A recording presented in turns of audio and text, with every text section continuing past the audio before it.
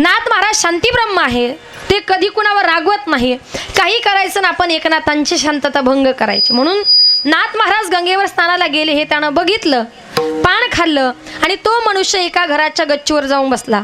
एकनाथ महाराज स्नान करून आले आणि यानं लगेच महाराजांच्या अंगावर पिचकारी मारली.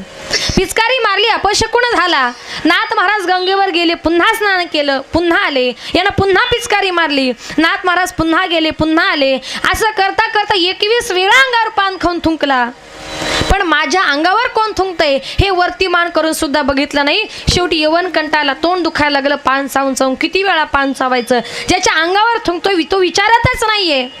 शेवटी तो यवन स्वतः खाली आला, नाथ महाराजांचे पाय धरले, सांगितलं महाराज मला माफ करा, मी तुमच्या अंगावर 21 वेळा पान खाऊन थुंकलो, पण माझ्या अंगावर कोण थुंकतंय हे तुम्ही वरती मान करून सुद्धा बघितलं नाही. महाराज मला माफ करा. एकनाथ महाराज म्हटले बाबा माफी मागण्याची गरज नाही, तुझ्यामुळे मी धन्य झालो. म्हणे कसं काय? एकनाथ महाराज म्हटले बघ बाबा, तू माझ्या अंगावर 21 वेळा पान खाऊन थुंकल्यामुळे मला गंगेचं 21 वेळा स्नान करण्याचं सद्भाग्य मिळालं. इतकी शांतता